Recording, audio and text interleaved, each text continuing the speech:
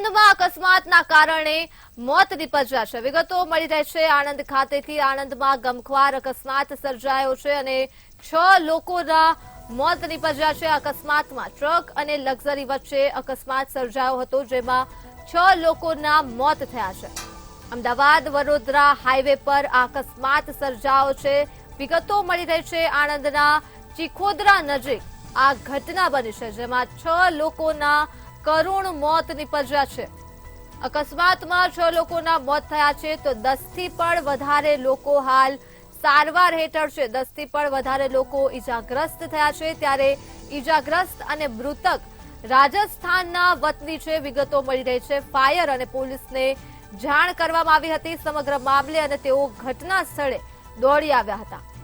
Ahmedabad Vadodara highway પરનો આ બનાવ છે, જ્યાં ગમખ્વાર અકસ્માત સર્જાયો છે। આણંદના ચીખોદરા નજીક આ ઘટના બની છે, જ્યાં અકસ્માત સર્જાયો, જેમાં 10 લોકોના મોત થઈ ગયા છે અને 10 થી પણ વધુ લોકો ઈજાગ્રસ્ત થયા છે। ત્યારે ઈજાગ્રસ્ત લોકો સારવાર હેઠળ હોસ્પિટલમાં ખસેડવામાં આવ્યા છે।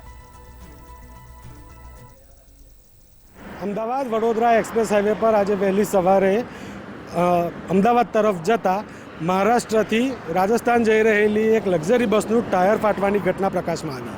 આ ઘટનામાં જે ઓવરટેકિંગ લોન દ્રશ્યોમાં જોઈ શકાય છે, ઓવરટેકિંગ લેન પર આ ટાયર ફાટવાની ઘટના બની હતી। ત્યારબાદ જે લક્ઝરી છે તેને ત્યાં આગળ જ રાખીને ટાયર બદલવાની કામગીરી ડ્રાઈવર દ્વારા હાથ ધરવામાં આવી હતી।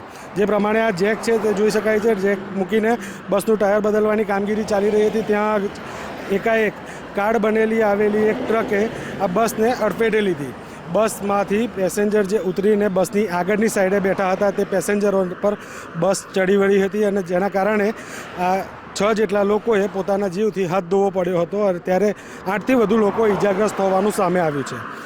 જે પ્રમાણે દ્રશ્યોમાં જોઈ શકાય છે, અમદાવાદ વડોદરા એક્સપ્રેસ હાઈવે પર આ ગમખ્વાર અકસ્માત સર્જાયો હતો અને હાલ જો વાત કરવામાં આવે તો જે અકસ્માતમાં મરણ જનાર છે તેમાં 3 લોકોના ઘટના સ્થળે મોત નીપજ્યા હતા, ત્યારે અન્ય 3 લોકોના સારવાર દરમિયાન મોત નીપજ્યા હતા।